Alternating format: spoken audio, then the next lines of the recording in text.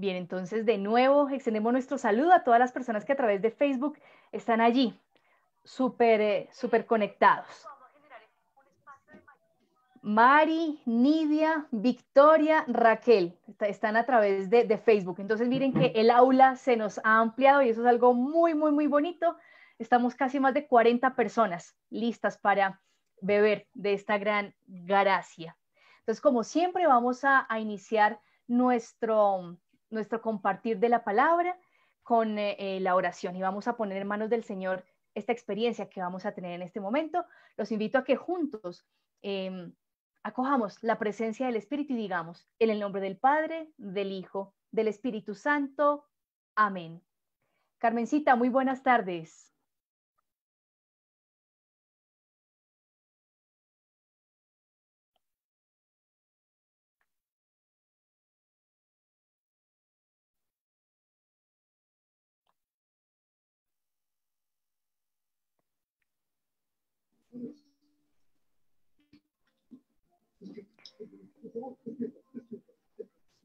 Vamos desde lo profundo de nuestro corazón, a seguir esta oración. Vamos a apagar los micrófonos para que no tengamos interferencia y en el momento que queramos levantamos la manito y hacemos alguna pregunta. Entonces vamos a ponernos en manos del Espíritu Santo para que nos acompañe en este estudio que vamos a hacer. El Espíritu Santo fue el gran amigo de la comunidad joánica. Fue aquel que les permitió ahondar en la verdad de Jesús, en la verdad de Dios en Jesús y de la verdad en Dios en la comunidad. Así que acojámonos a Él para que este estudio que vamos a hacer también nos rinda los frutos que esperamos y necesitamos. Espíritu Santo, ilumina nuestro entendimiento para que al leer o estudiar la Sagrada Escritura sintamos la presencia de Dios Padre que se manifiesta a través de tu palabra. Abre nuestro corazón para darnos cuenta del querer de Dios y la manera de hacerlo realidad en nuestras acciones de cada día. Instrúyenos en tus sendas para que, teniendo en cuenta tu palabra, seamos signos de tu presencia en el mundo. Amén.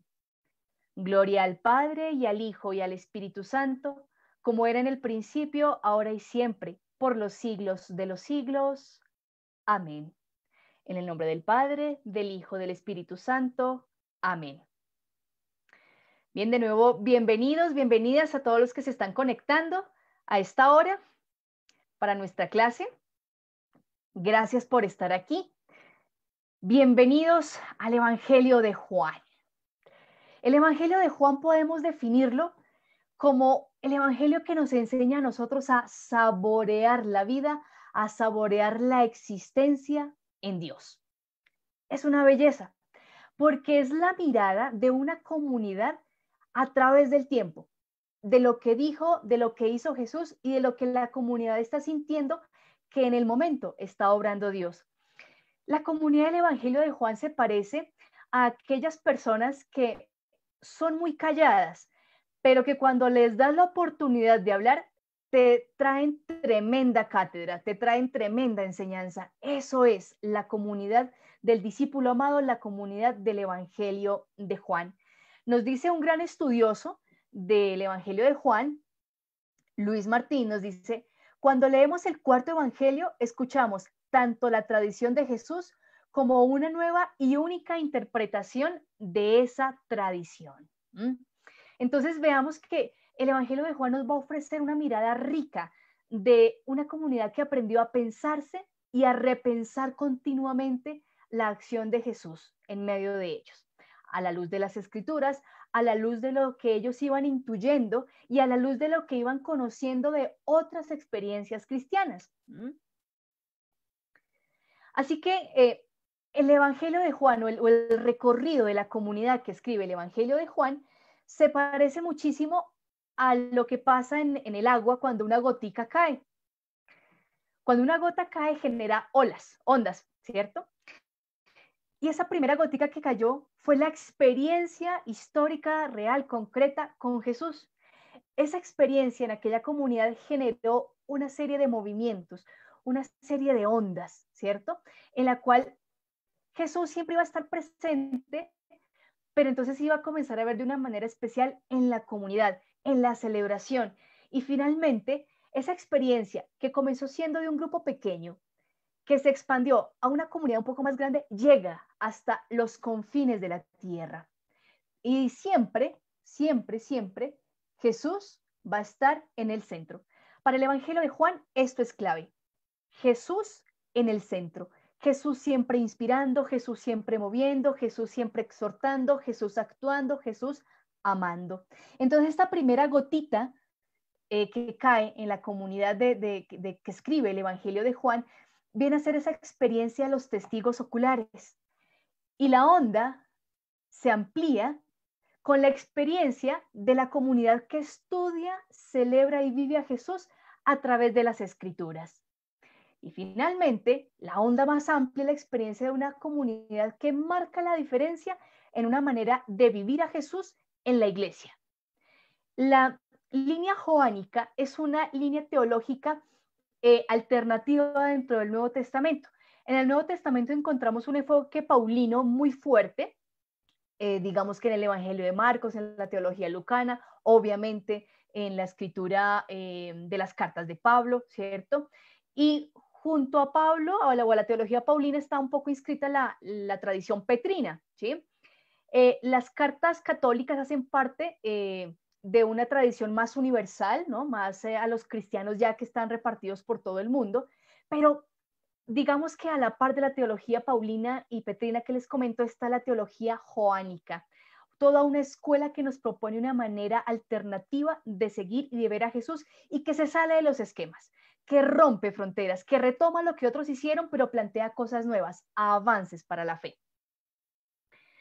Por eso, nosotros podemos definir esta escuela joánica como una escuela contemplativa, comprometida, que tiene capacidad de introspección, es decir, de ir hacia adentro, de evaluarse y con eso mismo proyectarse.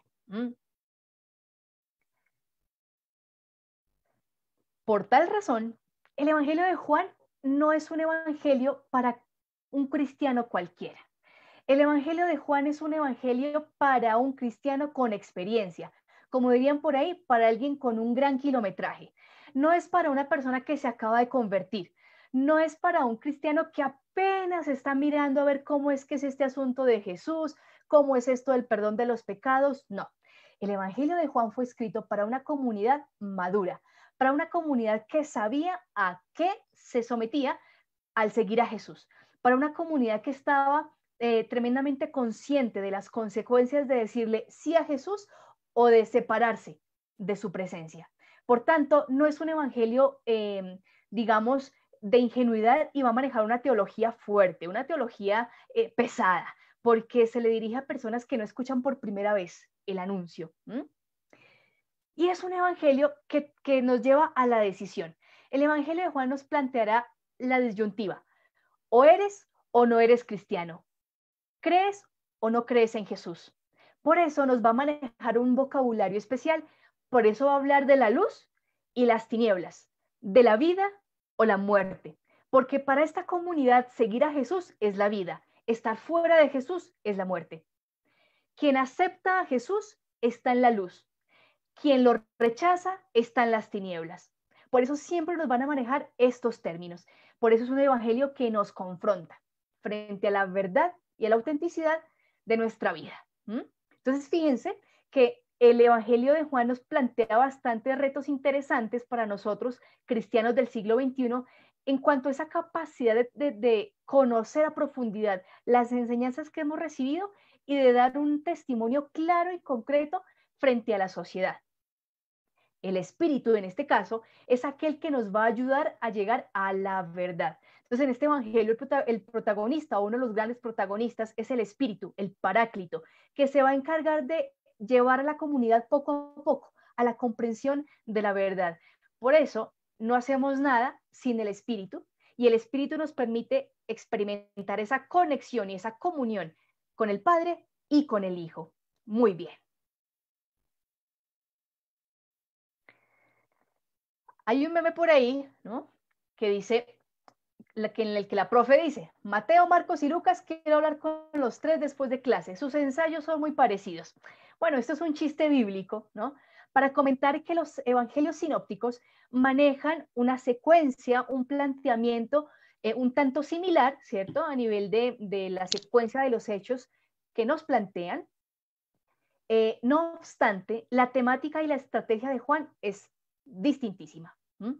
Entonces, la propuesta de Juan se nos va a salir un poco del esquema sinóptico, revelándonos detalles adicionales y profundizaciones.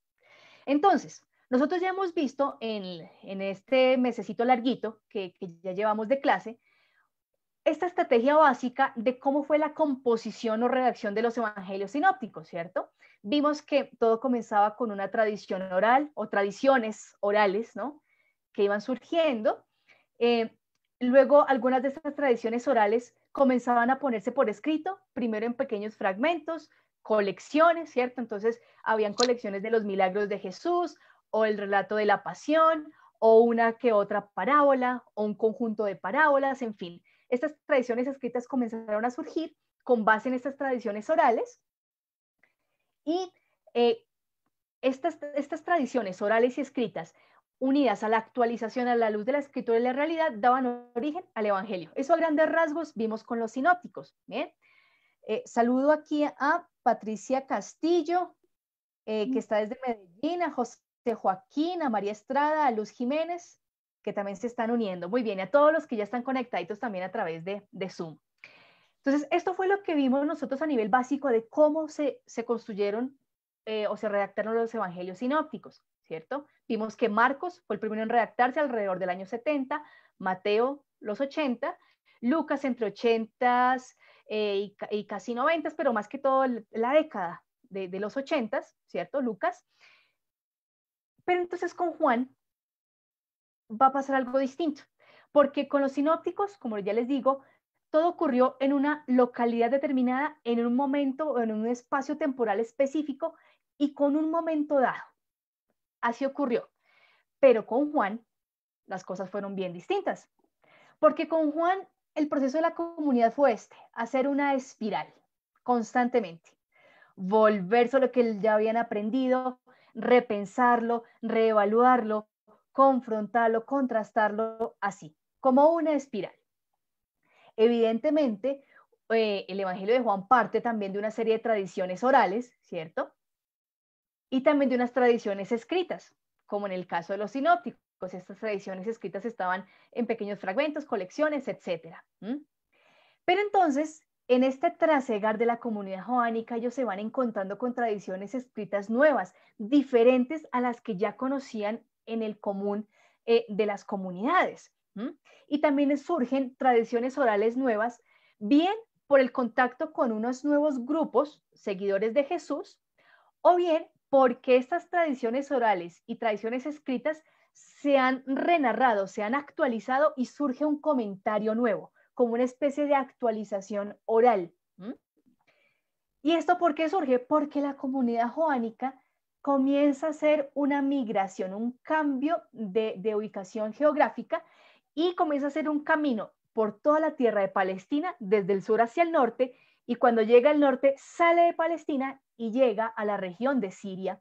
Entonces, en este cambio de ubicación geográfica, la comunidad se va encontrando con todo esto. Entonces, tiene que hacer otra vez una especie de lectura, relectura, evaluación. A través de sus celebraciones particulares, de su celebración litúrgica, la comunidad va haciendo nuevas intuiciones, la comunidad va haciendo una serie de ajustes, y esto va generando en todos ellos una serie de avances y de reinterpretación de las tradiciones ya escritas. Entonces, de las parábolas que ya habían, bueno, concretamente de los milagros que ya habían, de algunas tradiciones orales que habían, ellos comienzan a reinterpretar. Cuando se reinterpreta, se retransmite y se actualizan esas tradiciones orales. Entonces, fíjense, la espiral, ¿no? La comunidad joánica siempre recibe, vive, estudia, profundiza y vuelve y retoma, vuelve y retoma. Hasta que por fin, después de un largo proceso de recibir tradiciones, de reinterpretarlas, de estudiar, de contrastar, surgen los escritos propios, por fin. Pero ¿qué pasa? Esos escritos propios siguen siendo objeto de revisión. de ampliación, de adición, de especificaciones, de explicaciones, de transformaciones. Y después de todo ese proceso que dura, fíjense en esto, más o menos 70 años. Todo este proceso de redacción del Evangelio de Juan, para obtener lo que hoy conocemos como Evangelio de Juan, se demoró más o menos 70 años. Hacemos la cuenta desde el año 30, cuando muere Jesús, hasta el año 100, algunos alargan un poquito, 110, pero más o menos 70 años se demoró la construcción del Evangelio de Juan. ¿Y por qué? Por todo este movimiento. Por eso les decía yo que la comunidad que redacta el Evangelio de Juan es una comunidad cualquiera, es una comunidad que aprendió a contemplar y a profundizar el mensaje, a hallarle el sentido, a hacer un estudio enriquecedor de las escrituras, de su tradición judía, a la luz de Jesús, el contrastar todo esto. Entonces, fíjense el fruto o los frutos que puede traer a la vida cuando uno aprende a ser contemplativo, cuando aprende a hacer silencio en la existencia. Lo tenemos en el Evangelio de Juan. ¿Cómo vamos hasta ahí? Cuéntenme. Bien. Bien, perfecto. Muy bien, muy bien. Entonces, vamos a entrar de a poquitos en todos los elementos de la crítica de la redacción del Evangelio. Cuando trabajamos los sinópticos, veíamos que quién escribió, dónde escribió, cuándo escribió. Como vimos anteriormente, con el Evangelio de Juan es mucho más complejo comenzar a responder esa serie de preguntas. Pero vamos a iniciar, vamos a tomar el hilo o la hebra por la primera pregunta y es, ¿quién escribió el Evangelio de Juan? Vamos a comenzar por ahí. Entonces, la tradición de finales del siglo II, ¿sí? O sea, la iglesia ya a finales del siglo II, desde esa época ya atribuían el Evangelio, el cuarto Evangelio, a Juan, el hijo de Zebedeo, es decir, discípulo del Señor. Entonces, Ireneo de León, que también ha dado testimonios respecto a la autoría de los otros evangelios, ¿se acuerdan? Ireneo de León dice en su obra Contra los herejes que fue Juan el que escribió el Evangelio cuando estaba en Éfeso. Dice la cita textual de Ireneo: Juan, el discípulo del Señor, el que reposó en su pecho, él mismo publicó el Evangelio mientras vivía en Éfeso de Asia.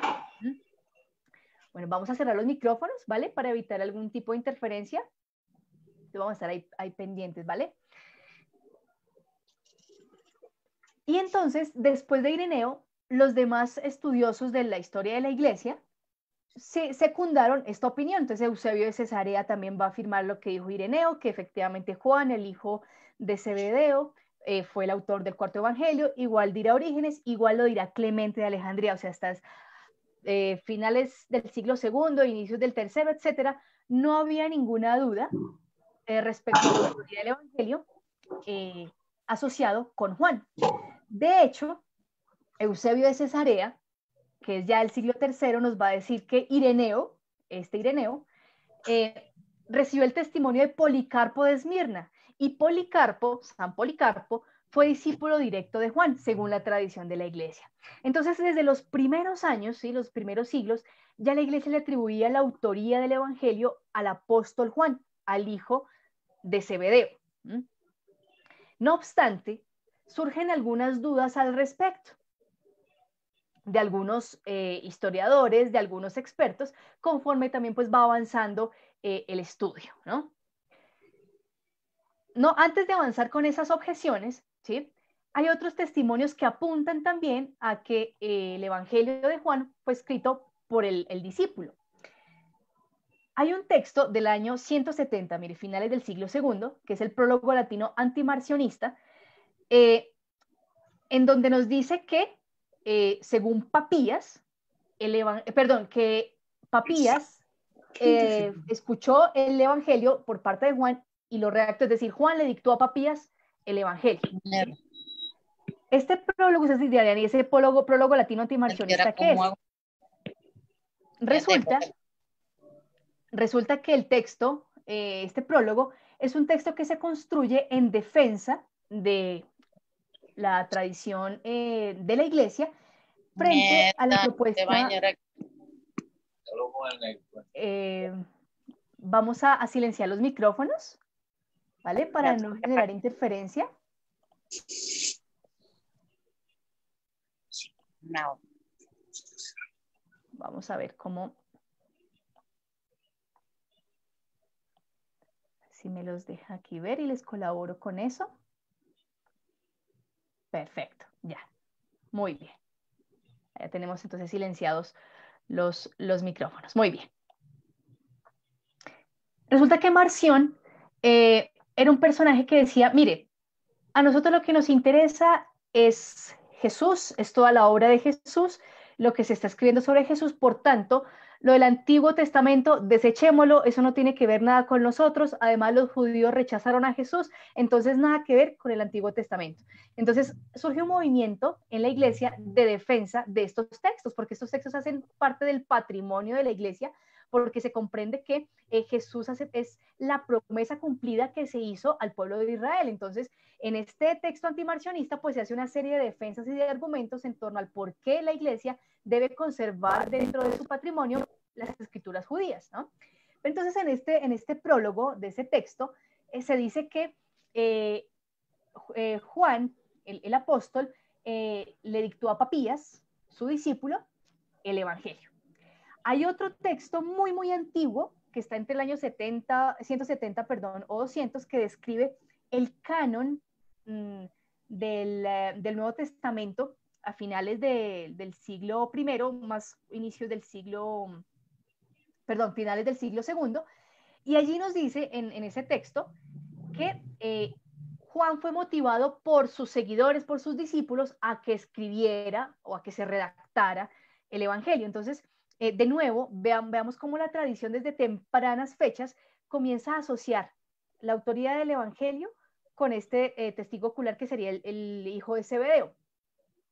Ahora, también está claro que hubo una serie de personajes, de escribanos que quizás estuvieron al lado del redactor para compilar la obra. Entonces, de aquí ya nos van dando pistas para la investigación posterior de que hubo una tradición básica, una tradición focal, y que a la luz de ella hubo toda una escuela de escribanos que se encargaron de redactar, que se encargaron de hacer la versión final del texto. Entonces, todo esto es lo que alrededor de principios del siglo II o finales del siglo II ya se decía en torno a la autoría del Evangelio.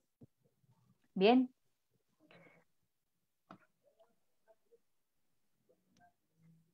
La investigación actual, la crítica actual, nos va a proponer una crítica distinta. Nos va a decir, mira. Hay uno, es una nueva receta, ¿no? Recomendaciones nutricionales. Vamos nuevamente, les recomiendo cerrar nuestros micrófonos para que no generemos interferencia, ¿vale? Bien, perfecto, gracias. Entonces, este autor, Dufoy, nos va a decir, mira, realmente, ¿cómo podemos ver el proceso de escritura del Evangelio de Juan en relación con su autor? Vamos a decir que hay una etapa cero o una etapa inicial en la que el apóstol Juan, el hijo de Zebedeo, pues fue el germen de esa tradición, ¿cierto? En torno a él comenzó a crecer la comunidad. Luego hay una etapa 1, que sería una etapa de la escuela joánica, que son una especie de teólogos y predicadores que se encargan de multiplicar aquel testimonio que dio el apóstol Juan, ¿sí? Explicar, multiplicar, ahondar, profundizar, todo esto. Una etapa 2 tendría a ser la etapa de un evangelista escritor. Entonces, alguien que ya comenzó a poner por escrito todo lo que de la etapa 0 y la etapa 1 comenzó a surgir. Y finalmente una etapa 3 en la cual hubo un redactor recopilador. Entonces, alguien que se encargó de mirar todo lo que ya había escrito de la etapa 0, 1, revisó lo que había de la etapa 2 y se encargó de darle la forma final al texto que tenemos hoy en día. Esa es una propuesta que ha sido muy avalada por los críticos actuales, en donde digamos que se afirma o se respalda el hecho de que el apóstol Juan, el hijo de Zebedeo, haya estado detrás o en la base de toda la tradición posterior, sea que hayan habido escribanos directos de él o más bien escribanos de los que fueron discípulos de él, ¿vale? Sin embargo, Ustedes saben que en la ciencia siempre hay diversas hipótesis, ¿no? Entonces nosotros pudiéramos decir que ciertamente el autor del Evangelio de Juan fue un testigo ocular, alguien que vio, que conoció, que escuchó a Jesús.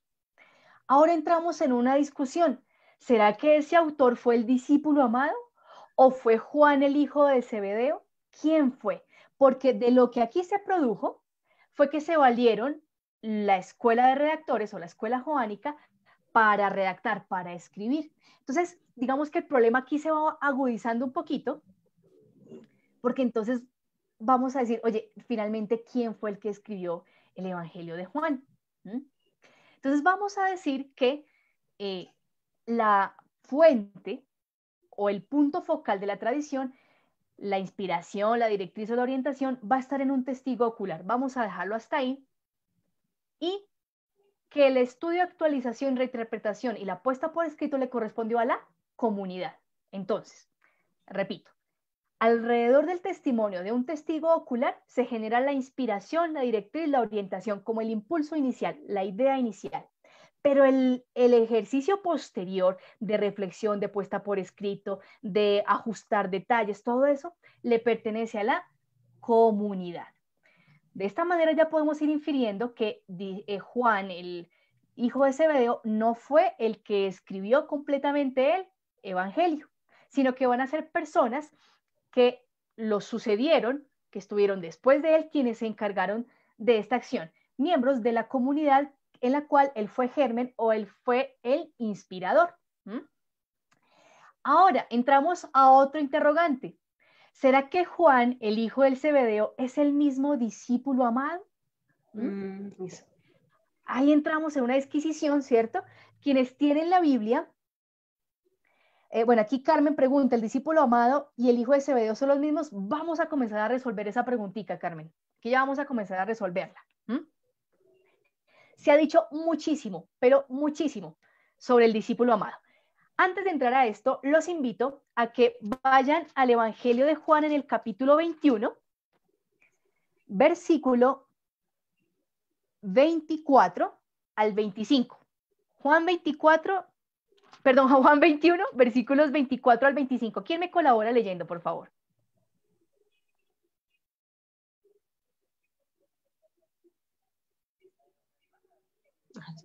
No todos a la vez, no todos a la vez.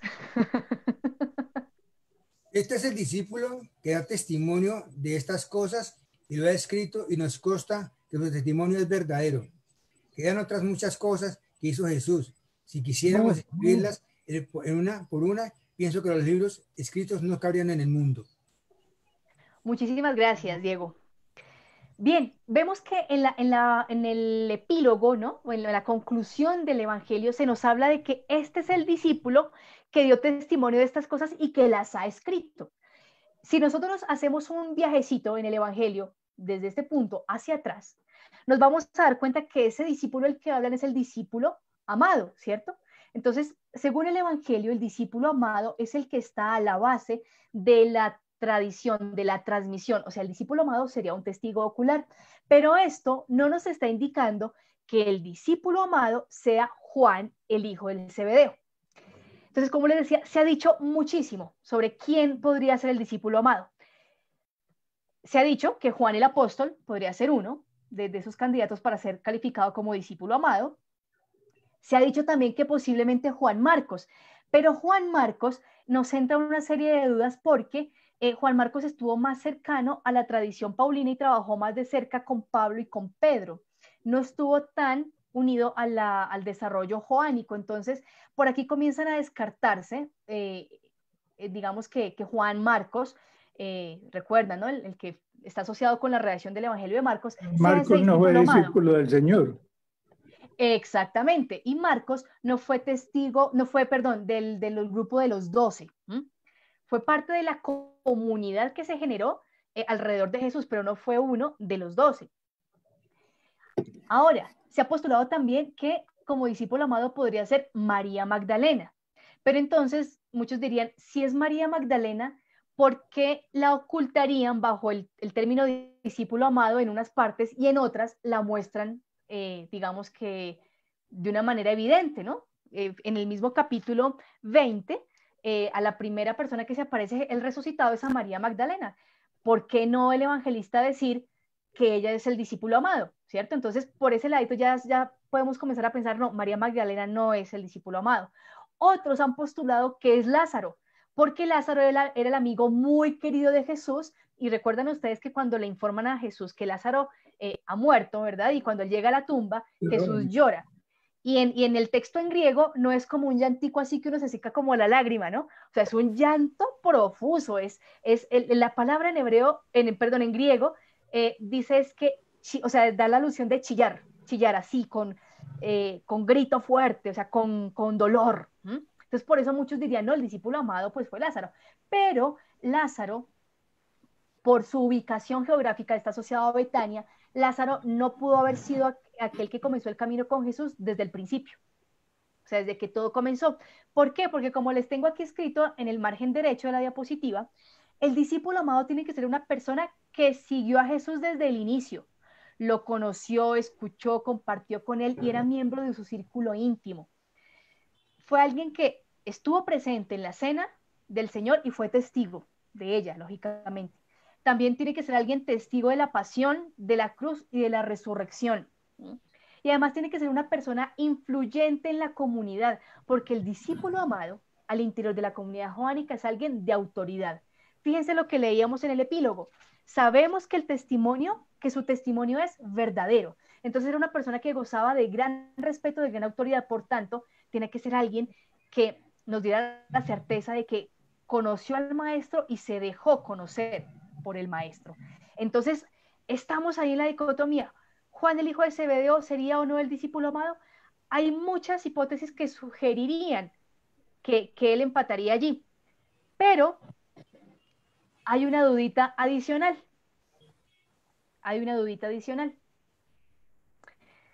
Los hijos del Zebedeo son nombrados únicamente al final del Evangelio. De hecho, en el capítulo 21. Antes no son nombrados los Zebedeos. No aparecen por ningún lado, porque los 4 primeros discípulos de Jesús van a ser Natanael, Felipe, Andrés y Simón. De los Zebedeos vamos a tener noticia más adelante, al final del Evangelio. Y cuando nosotros hacemos una lectura detenida de todo el Evangelio, nos vamos a encontrar que este discípulo amado es nombrado por esta expresión, discípulo amado, o bajo la expresión el otro discípulo. Entonces este otro discípulo hace su primera aparición en el capítulo 1, versículos 35 a 39, como aquel que está acompañando a Felipe cuando ellos dos están con el Bautista. Si quieren podemos ir rápido a Juan 1, 35, 39. Y ahí nos dice, al día siguiente Juan el Bautista se encontraba de nuevo allí con 2 de sus discípulos. Fijándose en Jesús que pasaba, dijo, he ahí el Cordero de Dios. Al oírle hablar así, los 2 discípulos siguieron a Jesús. Jesús se volvió y al ver que le seguían, les preguntó, ¿qué buscáis? Ellos le respondieron, Rabí, que quiere decir maestro, ¿dónde vives? Les respondió, venid y lo veréis. Fueron pues, vieron dónde vivía y se quedaron con él aquel día. Era más o menos la hora 10. Andrés, el hermano de Simón Pedro, era uno de los 2 que habían oído a Juan y habían seguido a Jesús. Bien, entonces, este otro discípulo es una figura ahí enigmática, ¿sí? En este caso estaba nombrado al lado de Andrés como uno de los que era parte del círculo del Bautista, pero gracias a que el Bautista les dice, ese es el Cordero de Dios, o sea, Jesús, lo siguen a él. Y vamos a encontrar otras 6 menciones más de este discípulo amado, de este otro discípulo, que después nos van a decir que es el amado. La segunda es el capítulo 13, los versículos 23 al 26, que es en la última cena, que es el discípulo que recuesta la cabeza en el pecho de Jesús. La otra mención va a ser en el capítulo 18, versículo 15, que es el discípulo de Jesús que tiene contactos con los sacerdotes, con el sumo sacerdote en Jerusalén, y es muy conocido. Entonces permitió que gracias a él, Pedro pudo entrar al lugar donde estaban haciéndole el juicio a Jesús. En el capítulo 19, versículos 25 al 30, es el discípulo que acompaña a Jesús hasta la cruz y recibe a María, a la madre de Jesús, en su casa. En el capítulo 20, versículos 3 al 10, este discípulo amado es aquel al quien la Magdalena, junto a Pedro, les avisa, ¿no? Acuérdense que cuando la Magdalena va en la mañana, va en la madrugada a ver la tumba de Jesús, ve la piedra corrida, entonces va y le dice a Pedro que esto que ha pasado, ¿no? Entonces dice que Pedro y el otro discípulo fueron corriendo. Entonces este otro discípulo está ahí. En el capítulo 21, versos 7 al 8, es el que reconoce a Jesús resucitado y le dice a Pedro, ahí en el lago de Tiberíades, mira, es el maestro. En el capítulo 21, versos 20 al 23, es aquel discípulo del cual dicen que llegará hasta que Jesús retorne, que estará vivo hasta que Jesús retorne. Y ya leíamos en 20:24 que es aquel que da testimonio de lo que escribió. Entonces, fíjense que es muy, muy particular esta figura y muy enigmática de la figura del discípulo amado, porque no nos encaja tan directamente con uno de estos discípulos, concretamente con el Zebedeo. Hay cosas en las cuales no entran como tan claramente, ¿sí? Ahora, la estrecha relación de Juan, el hijo de Zebedeo, con Jesús está más atestiguada es en los evangelios sinópticos y no tanto en Juan. Acuérdense que los evangelios sinópticos, Pedro, Santiago y Juan, son los tres amigos máximos de Jesús, ¿cierto? Ellos son los que están de testigos cuando sucede la transfiguración, ¿cierto? ¿En qué otro episodio ustedes recuerdan que estaban esos tres con Jesús?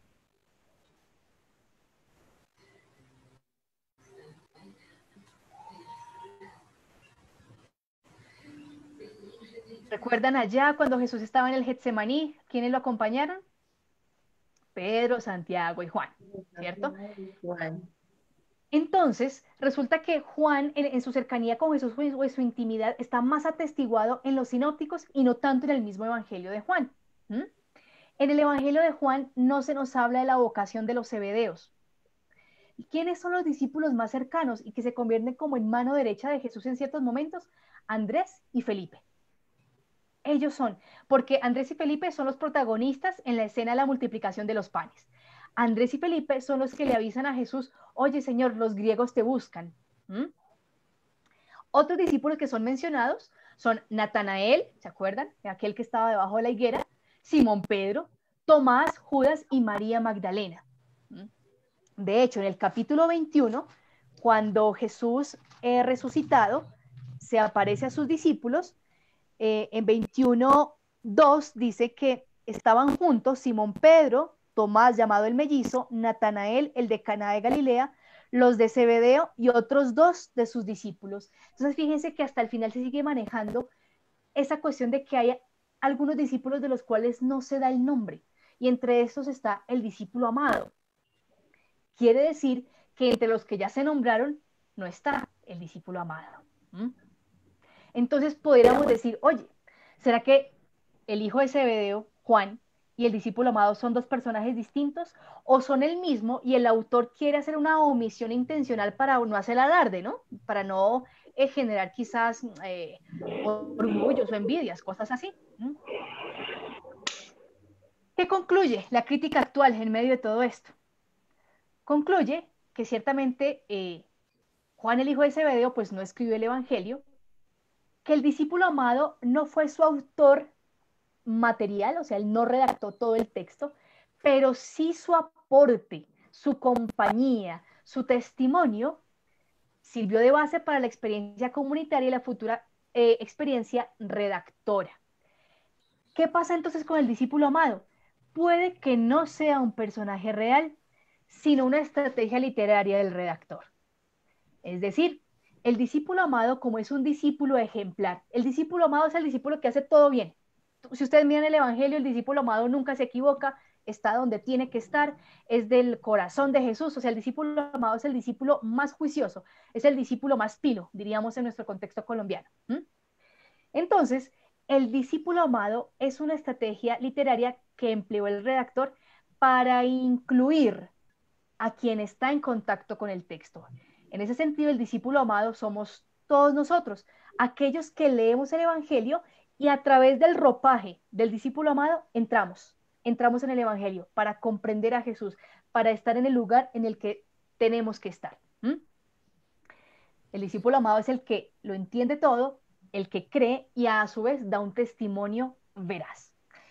Entonces, ciertamente, pues seguirán muchos estudios. Algunos dicen, mire, realmente el discípulo amado pues es simplemente una figura literaria, no fue alguien, un personaje como tal concreto. Otros dirán sí, aunque no sea directamente Juan el hijo de Zebedeo, pero sí es un testigo ocular muy importante y de gran prestigio en la comunidad.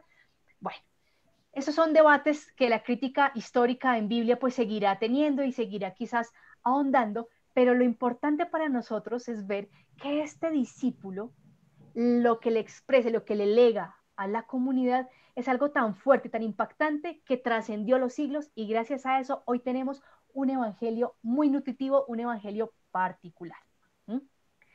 Finalmente, entonces hay una escuela, toda una escuela detrás de la escritura de este evangelio, una escuela dentro de la misma comunidad que aprende a hacer todo lo que ya les he dicho: contemplar, profundizar, estudiar, releer lo de Jesús. Entonces, este esquemita aquí nos resume rápidamente lo que vendría a tener, digamos, como de contenido general este evangelio. Es una experiencia fundante, o parte más bien de una experiencia fundante, ligada a una autoridad creíble que lógicamente se remonta a un testigo ocular. Lo que le da autoridad al evangelio es que se remonta a alguien que conoció y vio a Jesús. Por eso este discípulo amado, sea o no sea Juan el hijo de Zebedeo, sí es una persona testigo ocular. Está relacionado su testimonio con alguien que vio y escuchó a Jesús. Y esto hace que la mirada sobre Jesús, sobre la iglesia, sobre las escrituras y sobre la comunidad sea particular. ¿En qué aspectos es particular? En este evangelio de Juan, Pedro no es protagonista. Es importante, pero no es protagonista. En los evangelios sinópticos a Pedro se le da la primacía, ¿cierto?, dentro del grupo de los apóstoles. En el evangelio de Juan no. Pedro es importantísimo, es vital en la comunidad, pero no es el centro. El evangelio de Juan quiere aclarar que el centro de la comunidad es Jesús. En ese sentido, las comunidades de seguidores no tienen jerarquías, no son pirámides, son comunidades circulares. Eso va a plantear el evangelio de Juan. ¿Cuál va a ser la ley fundamental del evangelio de Juan? Toda doctrina, toda enseñanza se resume en el amor, y en el amor al estilo de Jesús. Para la comunidad de Juan, el Espíritu, como ya les dije, va a ser el garante para llegar a la verdad. Es el Espíritu de Jesús.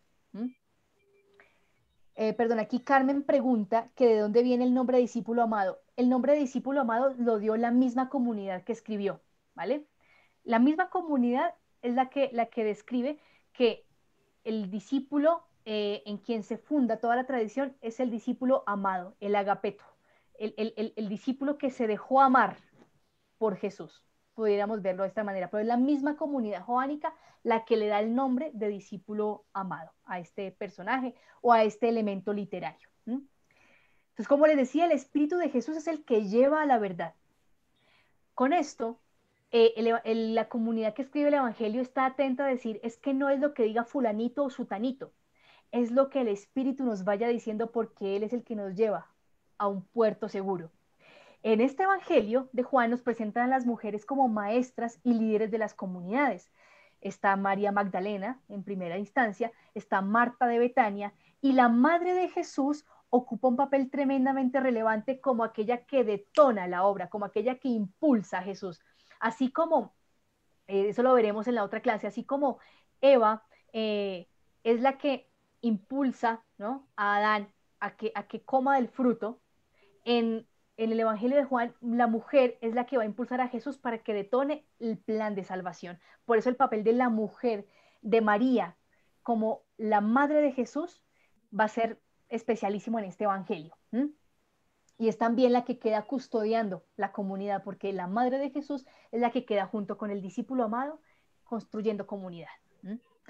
Y hay una propuesta teológica concreta. Aquí la línea joánica va a plantar un precedente frente a la protoortodoxia, que es de línea petrina. No va a entrar en una pugna No, sino que va a entrar de una manera muy fraterna a hacerle ver a esta otra línea fuerte del cristianismo que no hay detalles que no hay que perder, que hay asuntos de la pedagogía de Jesús que no pueden quedar por fuera, porque quizás la institucionalización está haciendo perder algunos rasgos fundamentales de la experiencia de Jesús, y eso es lo que la comunidad joánica quiere recordar.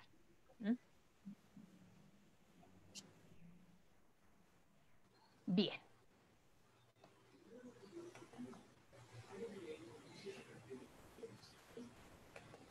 Entonces, el cómo, el cuándo, el dónde fue escrito el Evangelio va a ser un proceso que vamos a mirar por etapas, ¿sí? Porque, como ya les dije al inicio, hubo una serie de desplazamientos geográficos que le permitió a la comunidad joánica hacer acopio de diversas tradiciones, de diversas experiencias de Jesús, y eso le permitió hacer una propuesta bastante interesante. Entonces, el cómo, cuándo y el dónde fue escrito el Evangelio lo tenemos que ver desde una propuesta de proceso, desde una perspectiva más bien de proceso, en el que todo iniciará después de la muerte de Jesús y llegará hasta el año 100, 110. Y esto es un ejercicio de hacer memoria y relectura. Nos dice Carmen Bernabé, una gran estudiosa también del Nuevo Testamento, nos dice que la relectura implica el hacer memoria, es decir, rememorar el pasado, hacerlo un todo coherente en el presente. No es simplemente recordar por recordar, sino recordar para actualizar y para vivir el presente con sentido. Dice que en este proceso se fijan significados no vistos, hay alcances que antes no se intuían y ahora sí, y desarrollos que antes no se habían realizado, gracias a que todas esas nuevas lecturas que se van haciendo van permitiendo ver nuevas cosas. Entonces, dentro de la comunidad joánica vamos a encontrar una primera generación, una segunda generación y una tercera generación. La primera generación nos va a abarcar del año 30 al 70, la segunda generación del 70 al 110, y de la segunda a la tercera generación va a haber un tiempo de transición que va a ser en este periodo, del 90 al 110. Aquí van a ocurrir cosas muy interesantes, y es aquí, en este momento, donde el Evangelio que hoy conocemos adquiere pues su configuración como tal. Esta primera generación de la comunidad joánica tiene su experiencia en Palestina, en la tierra de Israel, mejor dicho, en tierra de Israel. Y la segunda generación va a tener su experiencia, segunda y tercera, fuera de Palestina. O sea, el Evangelio como tal se escribe fuera de la tierra de Israel. Entonces, durante este tiempo, sí, que de la primera generación, que abarca desde los primeros seguidores de Jesús hasta el año 70, lo que hace esta generación es acoger tradiciones orales, las pequeñas enseñanzas que ya circulaban, habían tradiciones orales sobre la pasión de Jesús, ¿cierto? Algunos milagros, parábolas, sentencias, la tradición de Juan Bautista, algo de la vida familiar de Jesús y otras cosas, ¿no? Y de allí se comienza a construir absolutamente pues todo el acervo teológico de la comunidad. En esta primera generación va a haber una migración desde el sur de Palestina, del sur de la tierra de Israel, hacia el norte. Y en todo ese proceso, que va a durar quizás 40 años más o menos, va a haber una especie de evolución a nivel litúrgico, a nivel catequético, y todo esto va a ayudar a que la comunidad profundice en todo lo que ha aprendido de Jesús. Entonces aquí vamos a ver un cuadrito, un mapita bien interesante. ¿No te gusta que te hagas así? Tú sabes, tú ya lo sabes. Jennifer, te agradezco que apagues el micrófono. Ahí voy. Gracias. Gracias, Jennifer. Bien. Entonces, ¿dónde inicia esta primera generación y como tal la comunidad joánica? En Jerusalén. Sí, aquí en el mapita se las estoy señalando. Jerusalén. Entonces, tras la muerte de Jesús, se reúnen en Jerusalén muchos de los seguidores de Jesús, muchos de los que quizás han venido con él desde el principio, desde Galilea, ¿no? También algunos que estando en Jerusalén tienen conocimiento de lo que dijo e hizo Jesús y de la noticia de su resurrección, y muchos de ellos quizás son judíos provenientes de la diáspora, o sea, que pasaron la mayor parte de su vida fuera de Israel y al final de sus años llegan nuevamente a Jerusalén y allí tienen el conocimiento de la buena noticia de Jesús. Entonces, va a ser una población judía, claro que sí, pero algunos van a ser judíos provenientes de zonas fuera de Israel, y esto le va a dar una mentalidad muy interesante al evangelio, porque le va a dar una mentalidad de apertura y capacidad de diálogo con el entorno grecorromano. Entonces, fijémonos que el proceso mismo en el que surge la iglesia es un proceso diverso y plural, no fue algo homogéneo, como ya lo hemos visto con las comunidades que dieron origen a los evangelios sinópticos. Cada comunidad, ustedes han visto que tiene sus búsquedas, que tiene sus procesos, y la comunidad joánica no es la excepción, y al interior de ella misma hay una pluralidad y una diversidad. Entonces, ¿por qué decimos que el evangelio surge y la comunidad surge en el entorno de Jerusalén y sus alrededores? Porque describe muy bien aspectos geográficos de esta ciudad y conoce al dedillo cuestiones del culto, ubicaciones concretas del templo, y se maneja muy bien en todo lo que tiene que ver con las fiestas litúrgicas, con todo lo que ocurre en Jerusalén.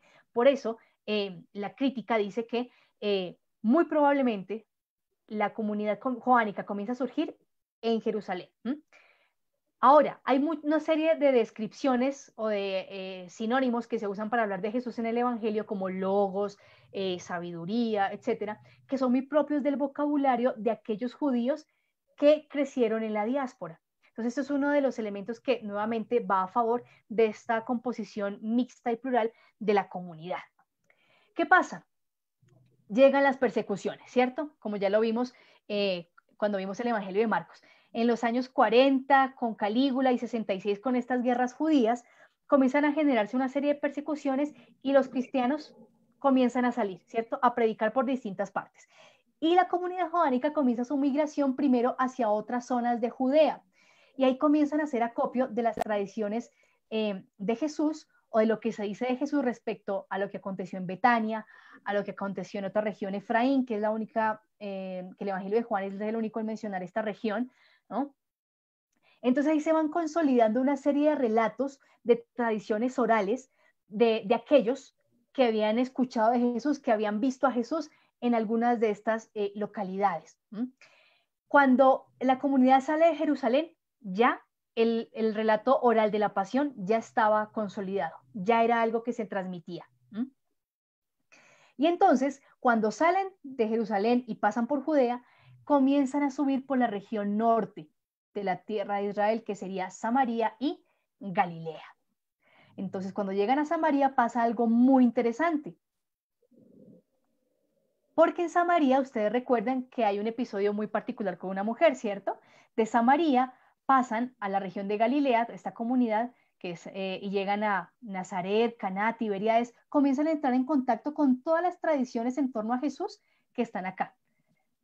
Se enteran quizás de cosas a nivel de familia, de una serie de signos bastante particulares, y de las personas que aquí tenían el conocimiento de Jesús, también tenían ya una serie de experiencias y de vivencias específicas. Entonces todo esto comienza a ser absorbido por la comunidad joánica, y comienzan a hacer acopio de todo esto, a repensarlo, a confrontarlo, a conocer, etc. Ya les digo, todo este tránsito alrededor de 40 años. Entonces 40 años para repensarse, 40 años para conocer, 40 años para vivir a Jesús. En una fase inicial, lógicamente. En Samaria, ¿qué ocurre? Es una expresión de la llegada de la comunidad joánica a esta región, pero la cuentan como si fuera Jesús el que estuviera llegando a Samaria. Si ustedes recuerdan, en los evangelios sinópticos, los samaritanos no son bien vistos, ¿cierto? Y en Samaria rechazan a Jesús. Pero en el evangelio de Juan, la expresión es positiva porque la comunidad está narrando su propio camino como si Jesús fuera el que lo estuviera haciendo. Entonces, el diálogo que tiene Jesús con la mujer samaritana en realidad es el diálogo de la comunidad joánica con una comunidad de seguidores que está en Samaria. Y allí, digamos que hay un foco interesante de esta comunidad joánica que se va a encargar de transmitir el evangelio en toda esta zona. Si nosotros vemos en el capítulo 4 del Evangelio de Juan, en los versículos 41 al 44, hay una expresión muy interesante que nos reafirma esta expresión de este ejercicio misionero que hizo la comunidad joánica allí en Samaria. Dice que después de que la mujer samaritana fuera a contarle a sus vecinos, a sus paisanos, lo que estaba pasando con Jesús, ellos le dicen: ya no creemos por tus palabras, pues nosotros mismos hemos oído y sabemos que este es que es verdaderamente el Salvador del mundo. Entonces la comunidad que está allí acepta el mensaje de Jesús y comienza a generarse un germen en torno, una comunidad en torno a la fe en Jesús. Probablemente una mujer fue clave en todo este proceso, por eso ponen a Jesús en diálogo con una mujer. Sin embargo, la comunidad joánica pues no se quedó allí, y el texto lo expresa diciendo que pasados los 2 días partió de allí para Galilea. Jesús se quedó con ellos 2 días, es decir, un poco de tiempo. No se quedó para siempre, sino un poco de tiempo, haciendo alusión de que la comunidad siguió su camino hacia el norte.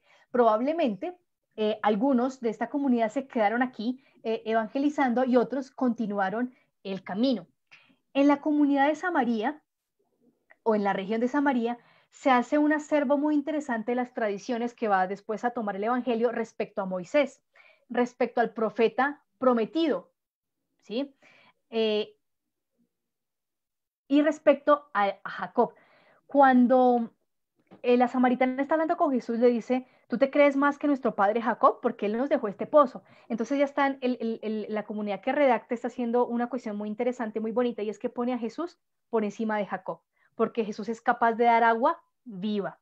Entonces de esa manera está asumiendo su tradición judía, ¿cierto? Pero la está poniendo en un plano superior desde Jesús. Cuando dicen los moradores de Samaria que este era el profeta que iba a venir, el Salvador del mundo, están haciendo alusión a aquello que había dicho Moisés, que en un determinado tiempo llegaría un profeta como él, o sea, como Moisés, que los llevaría y que les enseñaría muchas cosas. Entonces aquí Jesús está puesto como alguien que supera a Moisés. Y quizás la expresión de Jesús en el Evangelio cuando dice que ustedes van a cosechar donde otros plantaron, quizás se refiere a este primer trabajo que hizo la primera comunidad joánica aquí en Samaria.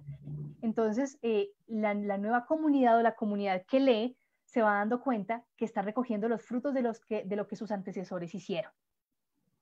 Ya en el norte, ¿cierto? Ya en el norte se encuentra Jesús, se encuentra la comunidad del Evangelio, que escribe el Evangelio de Juan, con las tradiciones de Galilea, de toda la zona de Galilea. Entonces es un encuentro con tradiciones únicas y algunas de ellas no conocidas o no utilizadas por los escritores de los evangelios sinópticos. Estas tradiciones tienen un contenido muy autóctono, muy folclórico. Recordemos las bodas de Caná, por ejemplo. Y aquí, como en Samaria, Jesús es bien recibido en su tierra. Nuevamente, porque es la manera en que la comunidad cuenta cómo ellos, como comunidad que llevaba el anuncio de Jesús, fueron bien acogidos, fueron bien recibidos, y allí comenzó a generarse un creciente recibimiento a la buena nueva. Ahora, todo esto que aquí va escuchando, va aprendiendo la comunidad joánica, lo van integrando a sus prácticas litúrgicas. La comunidad joánica en cierto momento compartió quizás la sinagoga con los judíos, con sus hermanos judíos, pero después del año 70, cuando ya el templo es destruido, la separación, como ya lo sabemos, comienza a hacerse muchísimo más fuerte, y quizás ya no se comparten los mismos espacios de celebración litúrgica. Esto fue gradual, pero ¿qué quiero decir con esto? Que gracias a todo este acervo de tradiciones y de conocimiento de Jesús que va teniendo la comunidad, sus celebraciones litúrgicas van adquiriendo un toque especial, van adquiriendo una especificidad, sus enseñanzas van adquiriendo un toque particular. Y es esto lo que posteriormente va a dar fruto y va a dar origen al evangelio que se va a comenzar a escribir. Entonces, ¿qué le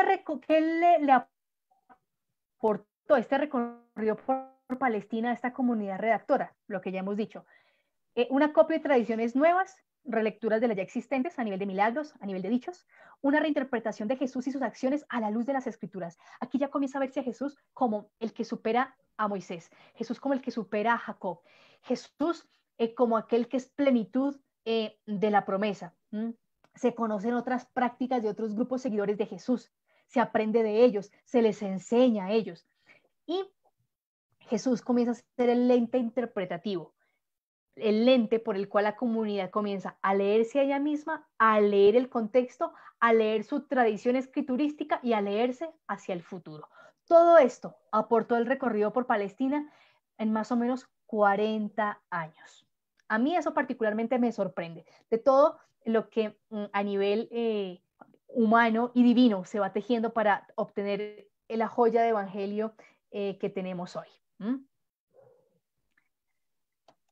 La segunda generación la tenemos del año 70 al 110 y esta fue la fase de escritura del evangelio. Antes la comunidad joánica no ha escrito nada, todavía no había escrito nada.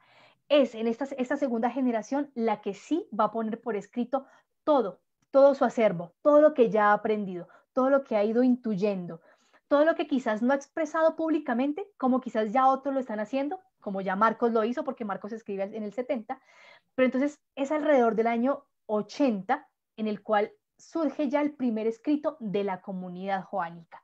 ¿Dónde surge? Fuera de Palestina. Muy probablemente en la región de Antioquía de Siria, porque Antioquía es una región en la cual habían muchísimos, ya de antaño, muchos judíos, ¿cierto?, viviendo allí, y ya había llegado la noticia de Jesús a esa zona. Entonces, en la comunidad continúa su migración, continúa su viaje hacia lugares donde se tiene conocimiento de la experiencia de Jesús. Y hay una familiaridad de lenguaje y de estilo con aquellos judíos pues, de aquella zona, ¿no? ¿Cuál es el tema central de esta segunda generación?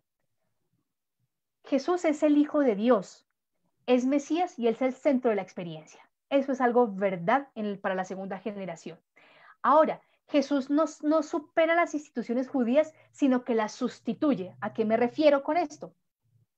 Que Jesús no simplemente supera la celebración de la fiesta del Sukkot, que es de las tiendas, o la fiesta del Shavuot, que es la fiesta de Pentecostés que celebraban los judíos.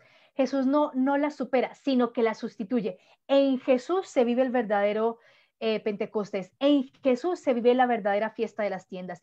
En Jesús se vive la verdadera Pascua. En Jesús se vive todo a plenitud. Entonces, más que supera, Jesús sustituye. Jesús se vuelve la plenitud de todo ello. Y la escritura se cumple en Jesús y Jesús es la nueva Torá. Jesús es la nueva escritura. Eso es lo que la comunidad joánica comienza a entender ya en esta segunda generación. Y Jesús es interpretado desde la escritura, pero también la escritura se interpreta desde Jesús. Es como un girito así, ¿no? Entonces Jesús, a través de Jesús, leemos el Antiguo Testamento, pero también leemos el Nuevo Testamento, el Antiguo Testamento a la luz de lo que ha acontecido en Jesús. Por eso vemos en Jesús las promesas de los profetas cumplidas. Por eso vemos en Jesús que el proyecto salvador que inició Dios en el Antiguo Testamento llega a su plenitud. Entonces, como les decía, en el año 80 acontece la primera edición del Evangelio. ¿Por qué? Porque ya hay una necesidad apremiante de poner por escrito y dar un orden, generar identidad frente a las demás comunidades cristianas de lo que está haciendo o de lo que está viviendo la comunidad joánica. Entonces, hay que darle orden, hay que darle sentido a todo esto que estamos viviendo, que estamos estudiando, ¿cierto? Y hay que marcar una diferencia con los hermanos judíos. Hay que hacernos ver que somos diferentes, que si bien ellos están ahora sin templo, asumiendo en las sinagogas como centro la Torá, entonces la comunidad joánica va a decir nosotros, nuestro centro es Cristo, la plenitud de la escritura, la plenitud de la Torá. Entonces hay que marcar diferencia y por eso hay que comenzar a escribir, para que nos entiendan y para darnos a conocer. Y aquí es donde comienza a entrar muchísimo más fuerte el papel de esta escuela redactora, de la escuela de sabios dentro de la comunidad joánica, que se va a encargar de escribir, de plasmar las intuiciones, de hacer todas estas revisiones. Entonces, este evangelio que surge en el año 80, este primer esbozo, primer borrador del evangelio de Juan del año 80, digamos que tiene una estructura básica, una estructura general como la que maneja Marcos, a nivel de secuencia de hechos. Iniciaría con el ministerio del Bautista, luego el ministerio de Jesús en Galilea, su ministerio en Judea y finalmente con la pasión. Hace un acopio de un total de 7 signos. Juan no llama milagros, sino que llama signos, porque cada acción de Jesús es una revelación, ¿sí? Es una manifestación de Dios. Por eso Juan habla de signos. Y va a manejar el 7 en muchas cosas. La primera acción de Jesús se desenvuelve en 7 días, en una semana. Y las últimas acciones de Jesús se van a desenvolver en 7 días, que es la semana final.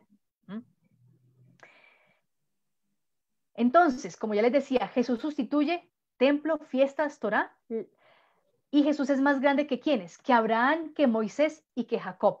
Grandes elementos dentro de la tradición judía. Esto hace parte que la comunidad joánica, o esto aporta que la comunidad joánica vaya marcando diferencia con los hermanos judíos, ¿cierto? Fíjense que la comunidad joánica no apela a una interpretación de Jesús desde la línea davídica, porque el mesianismo de Jesús se entiende de otra manera, no se entiende como un reinado, no se entiende unido a esa promesa, sino que se entiende unido a la promesa hecha a Abraham y a la acción salvífica obrada a través de Moisés. Entonces Jesús va a ser la plenitud de todo esto.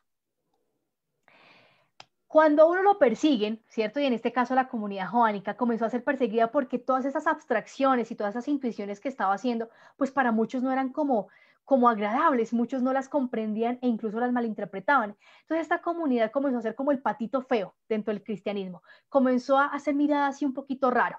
Entonces, digamos así que la comunidad joánica con esta persecución que recibió fue como si le quitaran el techo. Pero cuando a ti te quitan el techo, ¿tú qué logras ver? Las estrellas.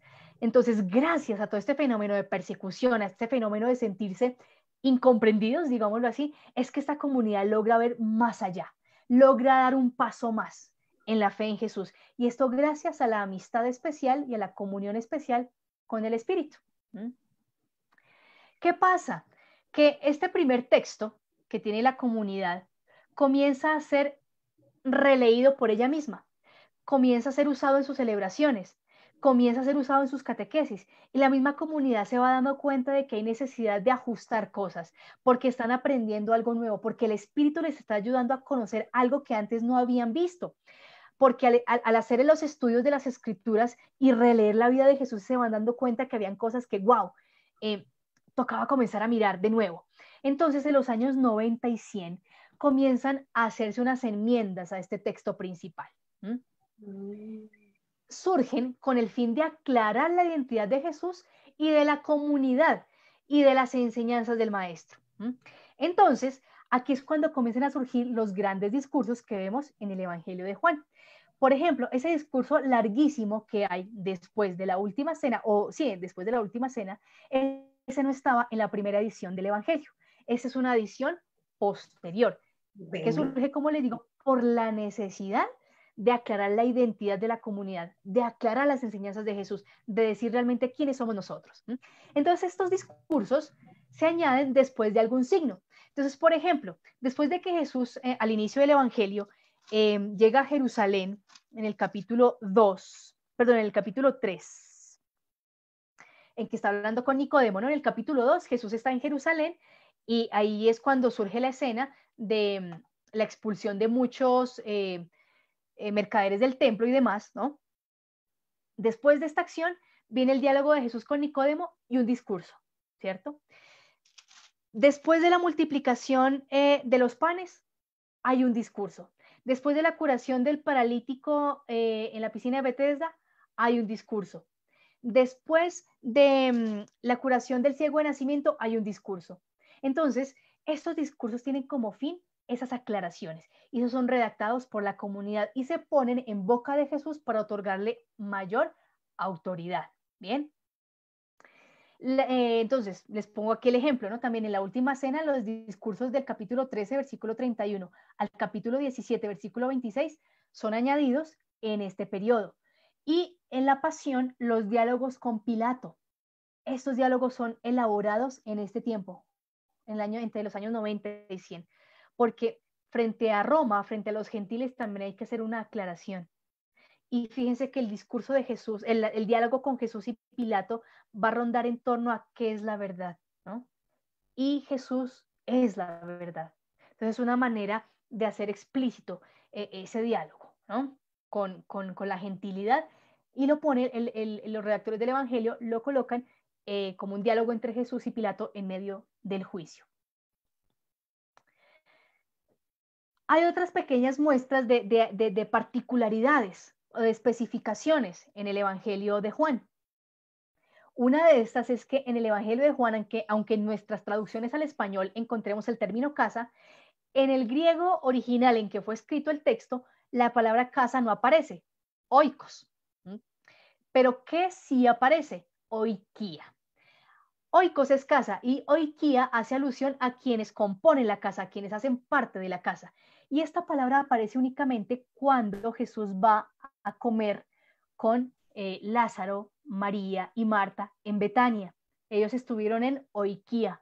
Esto quiere decir que para la comunidad es importantísimo la circularidad, el sentirnos hermanos, donde no hay pirámides, donde no hay una jerarquía como la de la aristocracia sacerdotal, donde no hay una jerarquía patriarcal familiar, donde hay un padre y todo se subordina a ellos. No, es una comunidad donde todos somos hermanos y Cristo es el centro. Entonces, esta es una de las particularidades que en este tiempo el Evangelio de Juan, la comunidad redactora, comienza a especificar.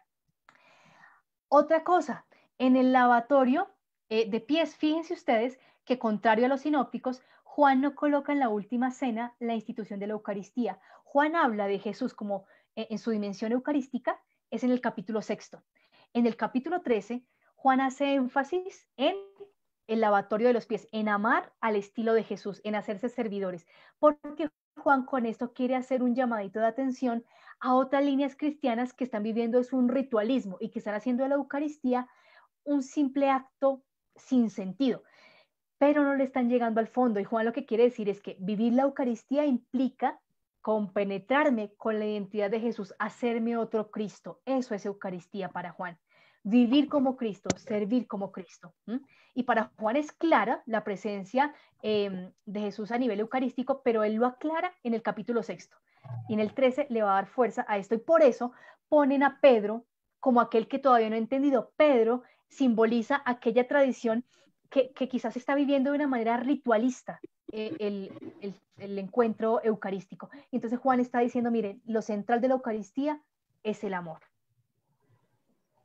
Finalmente, la tercera generación, que la encontramos ya en el año 110, pero que ha recibido un poco de la transición de esta segunda generación que acabamos de ver. Esa tercera generación se enfrenta al gran reto de interactuar con los gentiles, de hablar con el mundo grecorromano, de hacerse entender, de cómo vivir con ellos, pero sin dejarse asumir por ellos. ¿Recuerden esa expresión? Ellos son del mundo, ellos están en el mundo, pero no son del mundo. Esta parte también es un aporte de la tercera generación, porque implica ese estar en medio del mundo, pero con mi propuesta clara, con mi fe clara en Jesucristo. Y esa tercera generación hace también una serie de enmiendas en el texto. ¿Qué tipo de enmiendas? Adición de glosas chiquitas, reubicación de textos al interior del Evangelio, aclarar aspectos que otros quizás han malinterpretado. Por ejemplo, en esta tercera generación se empeñan por afirmar la humanidad real de Jesús. Jesús no vino como ser humano en apariencia, sino en cuerpo y sangre, ¿cierto? Se aclarará también la divinidad de Jesús, que Jesús no simplemente fue un hombre carismático, sino que es hijo de Dios y comparte esencia con Dios. Hay un énfasis en las apuestas comunitarias, en la línea del amor, en la línea de la circularidad. Y hay una reivindicación de figuras de autoridad que por esta época, por finales del siglo I, estaban quizás cayendo en descrédito o en desconocimiento. Una de ellas es María Magdalena. Entonces, en esta tercera generación se hacen, como yo les digo, ya les dije, adición de glosas, cambio de orden de algunos sucesos, modificación de los discursos. En esa tercera generación se adiciona el capítulo 21. El último capítulo del Evangelio se adiciona, es ya hacia el año 100, en todo el proceso redaccional. Se compone el prólogo, en esta última etapa es cuando se compone el prólogo, donde se va a aclarar que Jesús es Dios, que Jesús es la palabra creadora, que ha estado en compañía del Padre, que Jesús es Dios. Hay una modificación de los discursos de despedida de Jesús para mantener la fuerza en que el amor va a ser lo que haga reconocer a los discípulos ante los demás. Y se va a aclarar esa dimensión ética de la comunidad. Si tú amas, eres discípulo. Si no amas, no estás en la onda de la comunidad, no estás en la onda del mensaje de Jesús. Y en los capítulos 6 y en el capítulo 19 se hace una explicitación del significado de la muerte de Jesús. Profe. Sí, señor. ¿Cuál es la problemática de Juan 7:37, 53, 8, 11 con relación con la mujer adúltera? Wow, esta es una pregunta muy interesante. Por mucho tiempo, esta perícopa ha sido, digamos que un objeto de análisis, porque en algunos textos, en algunos papiros del Evangelio, no aparece esta perícopa, sino que aparece, en algunos casos, en el Evangelio de Marcos y en otros, en el Evangelio de Lucas. Muchos dicen que esta perícopa de la mujer adúltera, que es sorprendida en adulterio, y que Jesús evita que la apedreen, es una perícopa que quizás hacía más parte de Lucas que de Juan por su especial connotación de misericordia. Pero realmente esta tradición es una de esas tradiciones quizás sueltas, esas tradiciones flotantes, de la cual tuvo conocimiento la comunidad redactora de Juan y decidió incluirla en su texto, y la incluye en un punto muy especial, porque la comunidad la incluye después de que Jesús tiene una confrontación fuerte, pero muy fuerte, con los judíos respecto a su condición del origen. ¿Cuál es el origen de Jesús? Después de esto viene la confrontación o la escena de la mujer sorprendida en adulterio, y luego Jesús retoma un discurso diciendo que Él es la luz del mundo. Entonces esta perícopa está ubicada estratégicamente para hacer ver la identidad de Jesús como aquel que da claridad y da lucidez al camino misericordioso y al camino evangelizador de la comunidad, y de una renovación de la ley. Es en ese sentido. Pero ya te digo, esta perícopa ha sido una perícopa que se llama perícopa flotante, porque en algunos papiros está en Marcos, en otros papiros está en Lucas, pero finalmente es el Evangelio de Juan quien la logra fijar allí. Y resulta una muestra paradigmática de la acción misericordiosa de Jesús, porque aquí Jesús está mostrando como el verdadero intérprete de la ley. Por eso Jesús es la luz, porque Jesús interpreta correctamente la ley de Moisés desde la misericordia.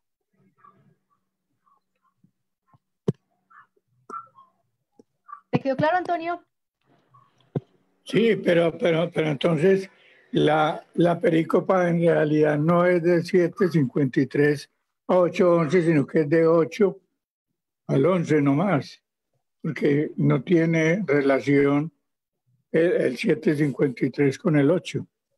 Claro, claro, sí, porque el 53 hace parte de la sección anterior, cuando están discutiendo, y que ahí dice, cuando terminan de discutir, se van todos para su casa, correcto. Entonces digamos que la perícopa está desde 8.1 a 8.11, pero en algunos manuscritos está el fragmentico completo, pero como tal la escena de la mujer sorprendida en adulterio y perdonada por Jesús va de 8.1 al verso 11.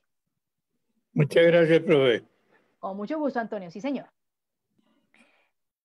Entonces, con todas estas enmiendas que la comunidad joánica va haciendo, y en esta tercera generación, dan una audacia increíble al legado que le dan a la iglesia. Lo primero es hacer visible la profundidad de la relación entre Dios y Jesús. Entonces, para ellos es claro que Dios está en Jesús, que Jesús es el Hijo de Dios y comparte su esencia. De hecho, Jesús es Dios.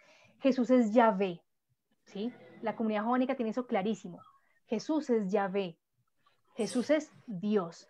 Y Jesús es comparado con la palabra sabiduría creadora, de aquella descripción, ¿cierto?, de la sabiduría que acompaña a Dios cuando crea el mundo. Eso está en el libro de la sabiduría, y el libro de la sabiduría fue escrito por judíos de la diáspora. Entonces, por eso les decía que hay una gran conexión y familiaridad en el vocabulario que utiliza la comunidad del Evangelio de Juan con estas otras tradiciones, porque le permite leer a Jesús desde estas otras perspectivas. Por eso vamos a ver que el Evangelio de Juan va a presentar a Jesús como el yo soy, y lo va a presentar en yo soy en 7 aspectos, ¿cierto? Acuérdese, yo soy la puerta, yo soy el buen pastor, yo soy la vida eterna, ¿cierto? Todos estos yo soy. Jesús es la gloria de Yahvé, la gloria de Dios visible, actuante y presente en el mundo. Jesús es la visión, es la concreción del Dios que antes era invisible.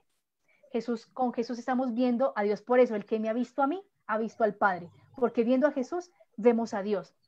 Y Él actúa en nombre de Dios con total poder, con total honor, en nombre del mismo Dios.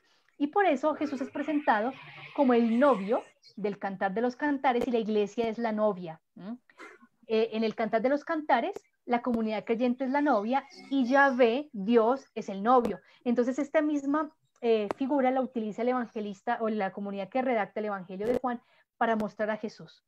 Entonces, de esta manera vemos que en Jesús se proyecta de una manera muy interesante toda la historia salvífica.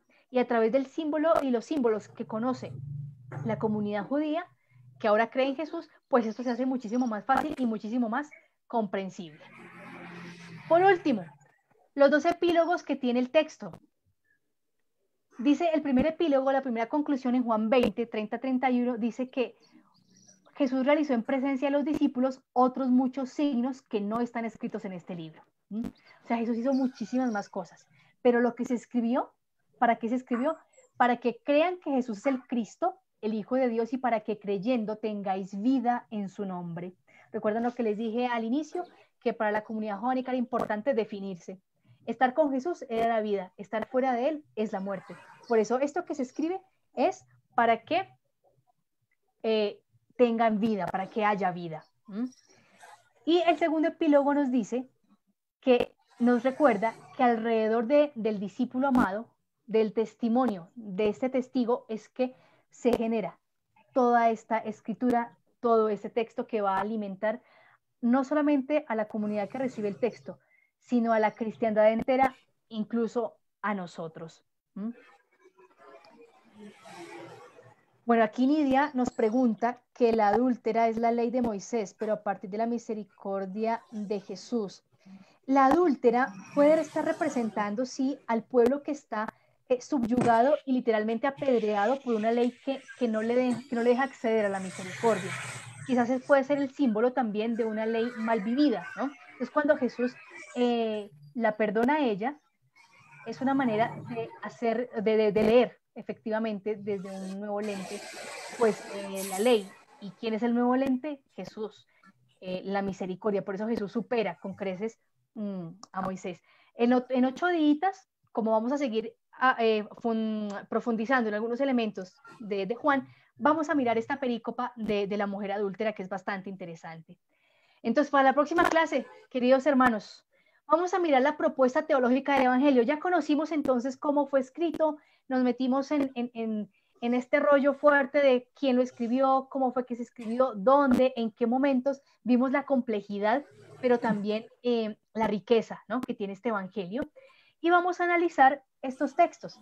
La unción en Betania, Juan 12, 1-11, el lavatorio de pies, Juan 13, 1-20, y vamos a mirar un poquito lo de la perícopa de la mujer adúltera, para que profundicemos en ese conocimiento. A todos ustedes, un gracias enorme, que el Señor les bendiga por su participación, por su interés por aprender cada vez más de la Sagrada Escritura.